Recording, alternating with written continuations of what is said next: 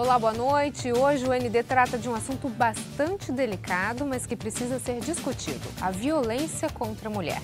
Como viver um trauma e superá-lo? Como sentir o medo e seguir adiante?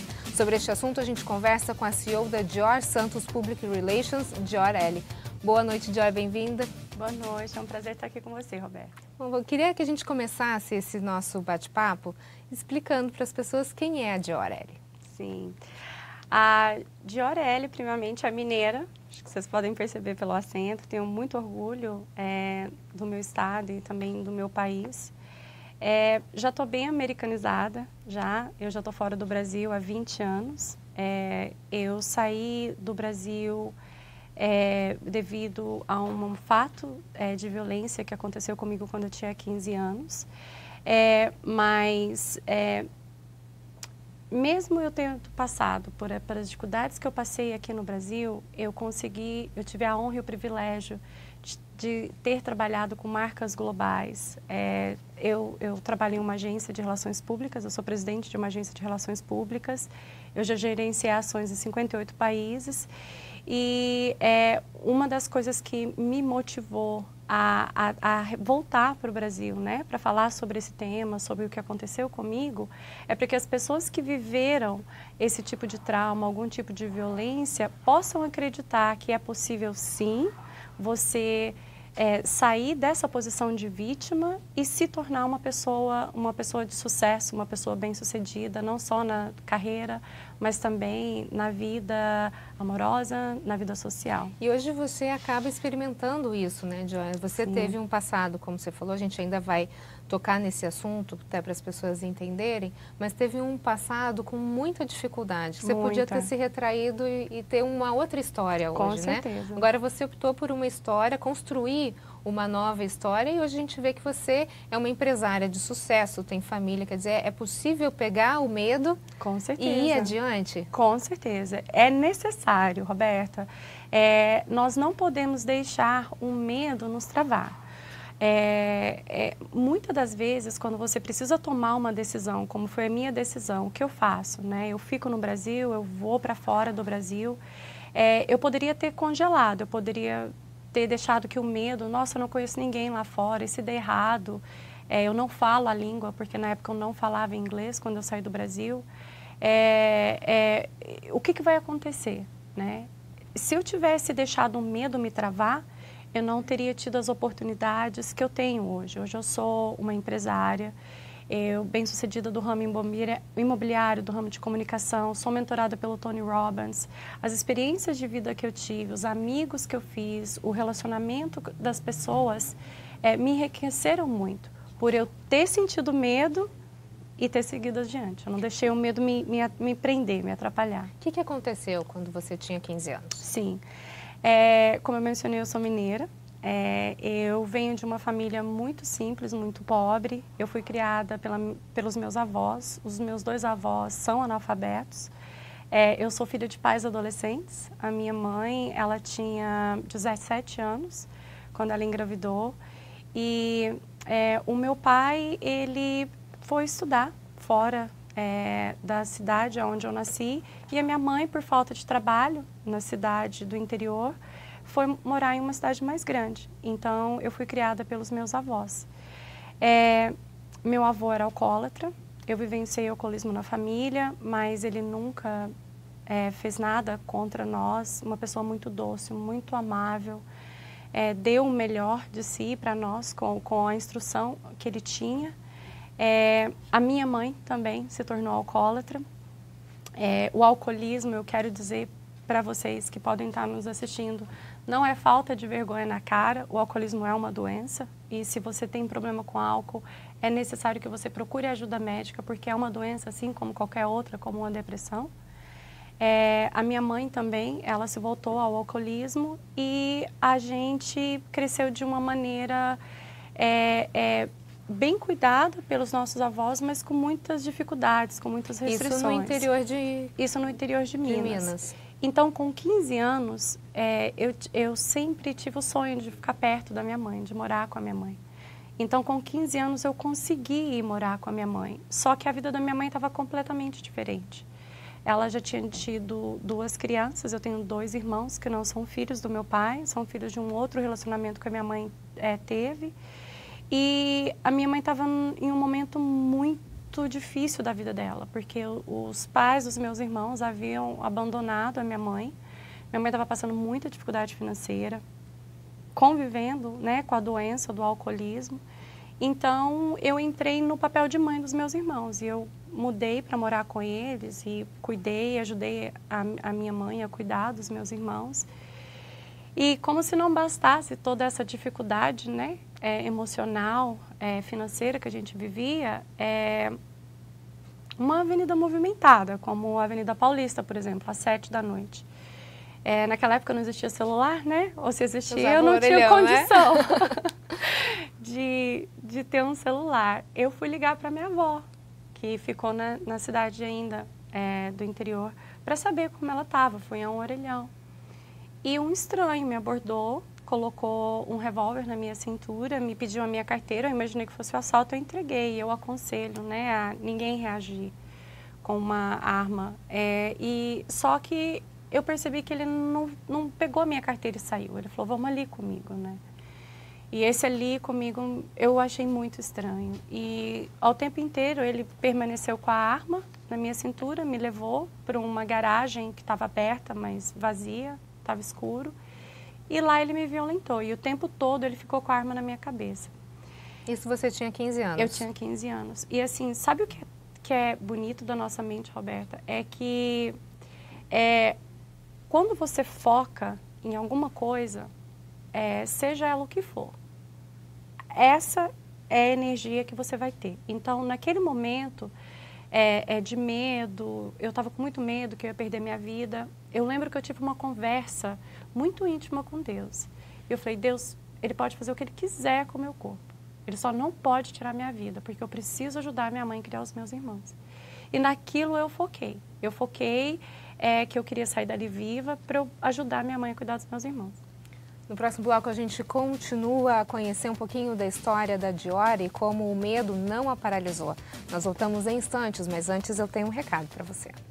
Está precisando de crédito consignado e está sem margem? Está cansado de receber não das financeiras do mercado? Não perca mais tempo. Na Centercred a resposta é sim. A Centercred é a consultoria de crédito que está revolucionando a região. Eles contam com uma equipe de consultores especialistas em trazer a melhor solução financeira para liberar sua margem e o melhor, com parcelinhas que cabem no seu bolso.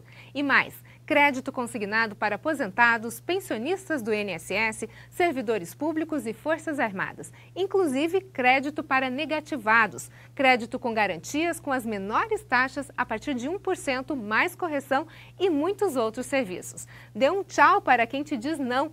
Passa na Centercred, em Guarujá e no novo endereço Praça Mauá, 11, Centro de Santos. Telefone 41020335 ou WhatsApp 97409-1333. Dê um tchau para quem te diz não. Vai para a Centercred. O ND está de volta e o nosso assunto de hoje é violência contra a mulher e eu converso com a CEO da Dior Santos Public Relations, Diorelli.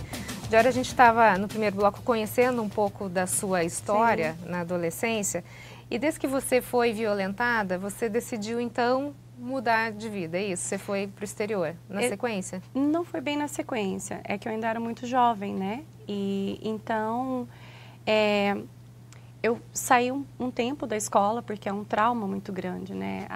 As vítimas de violência sexual, elas tendem a se calar, como eu me calei. Então, ficou um tema muito íntimo, apenas com os nossos familiares mais próximos, que nós falamos. Uma coisa que eu não sei se foi sorte ou azar do agressor. Ele havia violentado 8 mulheres antes de mim. Então, a polícia militar já estava à procura dele.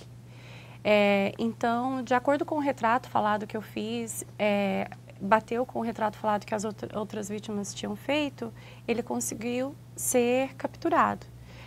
Porém, 4 anos se passaram, né? Por volta dos meus 19 anos, eu recebi a notícia do advogado dele que, pelo bom comportamento, ele estaria sendo solto. E então eu fiquei com um medo muito grande, né? E é uma coisa que as vítimas que passam por uma violência sexual, elas também sentem. Será que ele vai querer se vingar de mim porque eu denunciei? Você precisa conviver com medo todo o tempo, né? Todo o tempo. O medo, Roberta, ele só saiu da minha vida faz um ano. Depois de muita ajuda, depois de muita terapia que eu fiz. Mas, então, com 19 anos, eu decidi que eu não iria ficar sentindo medo de uma nova violência aqui no Brasil ou do que poderia acontecer com a minha família. Então, eu decidi estudar no exterior. Dá para superar esse fato? A gente pode dizer que uma pessoa que passa por um trauma desse, Diora, ela consegue superar? Roberta, com a ajuda dos profissionais corretos, sim. Eu tive... Logo de imediato, o governo público me ofereceu uma psicóloga. Mas, assim, a última coisa que eu queria era ficar repetindo a minha história. Imagina, eu era uma criança, eu não queria falar sobre isso, e isso, vocês que estão me vendo e que vocês que passaram por uma situação parecida comigo, não se calem, falem, denunciem, é muito importante. Vocês denunciarem, vocês falarem, buscarem ajuda psicológica. Então, nesse momento, eu não aceitei ajuda. Mas, mais tarde, eu comecei a ver repercussões em meus relacionamentos pessoais. Eu comecei a me tornar muito fechada, muito antissocial. Porque não dá para ignorar o fato, né? Não. A gente não consegue simplesmente esquecer, deixar num cantinho, porque isso começa a fazer parte da sua história, das suas ações e das suas reações. Exato. E uma coisa que eu aprendi, Roberta, é que a verdade, ela liberta. Então, por mais de 10 anos, eu fiquei muito calada. Eu não contava para ninguém o que havia acontecido comigo. Então, parecia que eu estava sempre carregando um segredo comigo por onde eu ia. Sabe, eu não era plena, eu não conseguia ser eu mesma. Agora, hoje, Joy, você ajuda muitas Sim. pessoas que acabaram passando pela mesma situação através de palestras, né? Exatamente. Então, hoje eu palestro no mundo todo e nós temos um movimento que se chama Eu Também Fui. Esse movimento é para dar voz às vítimas que por algum motivo se cala, seja o medo de denunciar o agressor, ou seja, por não saber como denunciar. Aqui no Brasil é muito fácil, você pode discar o 100 e você pode denunciar anonimamente a pessoa. Ou se vocês quiserem escrever para nós, contar a sua história, é só entrar na nossa página, contar o que aconteceu com você e a gente tenta encaixar você com os profissionais psicólogos que podem te direcionar para o caminho, porque existem vários tipos de violência sexual. Existe o abuso, que ele é cometido com crianças, existe o estupro e existe o assédio sexual. Então, dependendo de cada caso, nós temos o profissional que pode te ajudar, que pode te encaminhar, e é totalmente grátis. Você teve essa infeliz experiência na adolescência, né? Sim. Com cerca de 15 anos. Hoje, como é que você vê? Existe um estudo, uma análise aqui no país, pelo menos, de crianças, de repente, que são abusadas? Sim, Roberta, e uma coisa que me preocupa muito.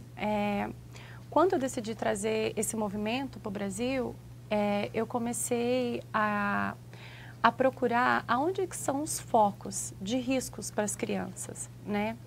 E eu entendi que está sendo feito já uma campanha muito forte em vários pontos, em estradas federais, onde crianças de baixa renda, elas acabam se prostituindo. E muitas das pessoas que consomem esse produto da prostituição são os caminhoneiros. Então, assim, uma das coisas que tem sido feita, que eu acho que é muito importante a comunidade tomar consciência, é o que é uma criança, qual é a idade de uma criança, né? Então, assim, nos Estados Unidos, uma criança não pode, se você não tem 21 anos de idade, você não entra em um bar. Se você não tem 21 anos de idade, você não pode consumir bebida alcoólica. Se você não tem 18 anos, passou de 10 da noite, se você está na rua, a polícia vai te pegar e vai te levar para a tua casa. Né? Existem regras, né? Existem e elas regras são cumpridas. E elas são muito cumpridas.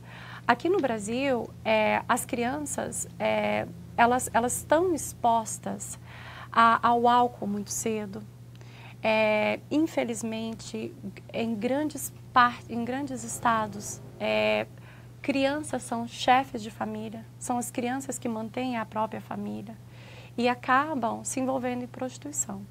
Então, primeiro, eu acho que a população ela precisa entender e se perguntar, o que eu estou fazendo é certo? Se eu compro um programa com uma menor de idade ou com um menor de idade, é certo? Isso é crime? Isso é legal? Quais são o que vai acontecer com essa pessoa no futuro? No próximo bloco a gente continua a falar sobre violência contra a mulher. Nós voltamos em instantes. Até já. De 6 a 21 de outubro acontece o Mega Feirão Praia Grande JM Imóveis. A construtora incorporadora vem há mais de 40 anos construindo em Praia Grande. Reuniu mais de 10 mil ofertas com até 30% de desconto. Imóvel de 1 dormitório a partir de 115 mil. Imóvel de 2 dormitórios a partir de 135 mil. 3 dormitórios a partir de 190 mil. Aqui você encontra imóveis de todos os padrões em toda a Praia Grande com financiamento bancário aprovado na hora com todas as instituições financeiras, com a Império Consultoria e Negócios Correspondente Bancário.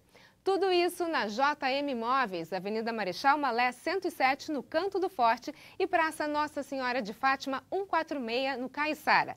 Lembrando, até dia 21 de outubro, das 9 da manhã às 8 da noite. Você precisa aproveitar. Vem realizar o seu sonho. O ND está de volta e a gente conversa hoje sobre violência contra a mulher. O nosso bate-papo é com a CEO da Dior Santos Public Relations, Dior L.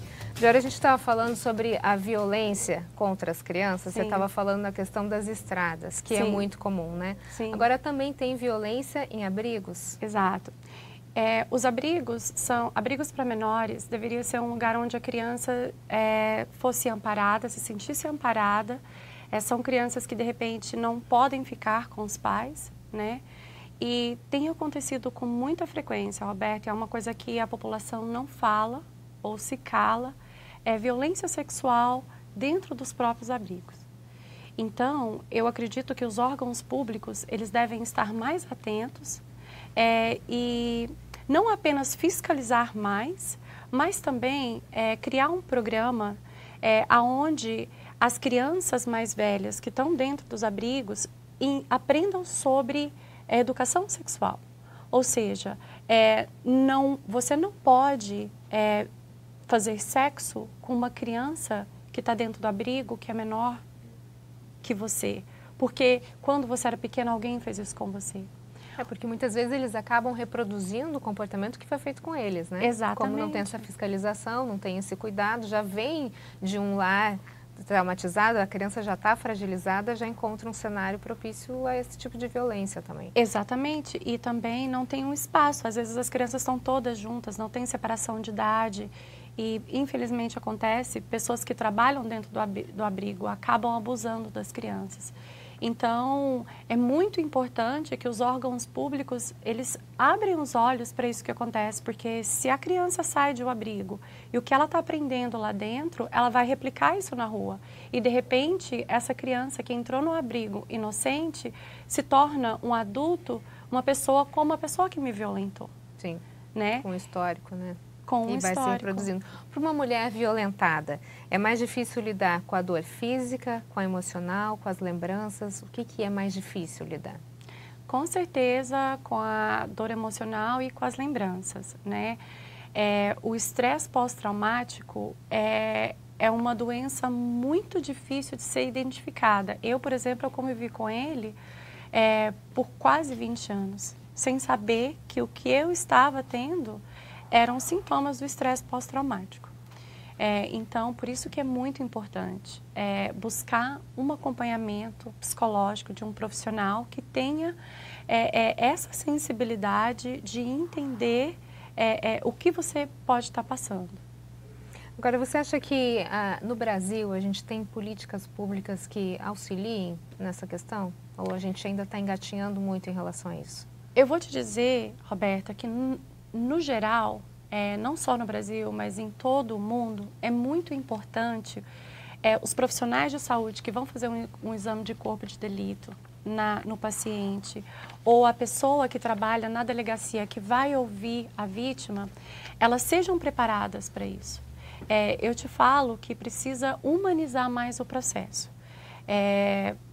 Você está em choque quando isso acontece com você, você tem que imediatamente fazer um exame de corpo de delito e de repente a pessoa está te olhando, ela pode estar te julgando, ela não pode estar entendendo o que aconteceu com você, te faz perguntas que não são sensíveis, que são totalmente inapropriadas, não por maldade, mas para a pessoa não ter a preparação de conversar. Porque a vítima ela lida também com um sentimento de culpa, né? Algumas sim, e muitas isso faz vezes. com que, às vezes, a vítima se cale, achando que ela de alguma forma facilitou, que ela tem culpa em alguma coisa. Como desmistificar isso e mostrar para a pessoa que ela não tem essa culpa? Esse é o grande desafio? Eu acredito que a primeira coisa é que uma vítima de violência sexual tem que entender que ela não tem culpa, né? Eu te dou um exemplo do que aconteceu comigo. O Brasil é um país tropical. Hoje eu moro em uma cidade fria nos Estados Unidos. O Brasil é um país tropical, eu estava usando uma saia. E uma das coisas que o meu agressor disse para mim, falou assim, como que você pode estar usando essa saia? Você está se insinuando, você estava se insinuando. Ele falou isso no meu ouvido. Né? Então, assim, o que eu deveria usar no Brasil? Uma burca que cobriria todo o meu corpo? Agora, aqui no país, muitos casos, eles não chegam a ser registrados, né? Muita gente se cala. Sim. E o seu procedimento, as suas palestras, elas são, na verdade, um incentivo para que as vítimas de violência compartilhem a sua experiência para que haja cura nesse sentido, né? Isso, é muito importante, Roberta, que primeiro ela fale, que ela denuncie, porque no meu caso, a minha violência parou comigo. Ele havia violentado 8 pessoas antes de mim. Nas minhas palestras, o que eu motivo as pessoas é dizerem, não importa o que aconteceu com você, não importa de onde você veio, você pode estar sofrendo, você pode sentir medo, muitas pessoas têm medo de muita coisa no Brasil, medo de assalto, ser assaltada, por exemplo. Mas isso não não pode te paralisar, você não vai sair da tua casa para trabalhar no teu carro porque você está com esse medo, né? Então, essa é a minha mensagem nas minhas palestras. Sinto medo, mas siga adiante. A gente tem um minutinho final aqui do nosso programa. Eu gostaria de dar a oportunidade exatamente para você dar uma mensagem de incentivo para quem está sofrendo algum tipo de violência ou está passando por alguma dificuldade, de que o medo não pode paralisar, né, Diana? Não, não pode. É muito importante que você entenda que a culpa não foi sua. É muito importante que você entenda que existe sim tratamentos para que você se sinta pleno ou plena de novo, porque o estupro ele acontece com homens também, e mais que mulher, o homem não fala. É muito raro o homem falar, principalmente adolescentes. Busque o apoio da tua família, busque o apoio de um profissional, que com certeza você vai ser amparado e você consegue sim, como eu consegui, vencer esse trauma. Joy, muito obrigada pela sua participação, sucesso aí nas palestras, incentivo às pessoas. O ND fica por aqui, uma ótima noite para você, fica agora com o Jornal da Band. Até mais.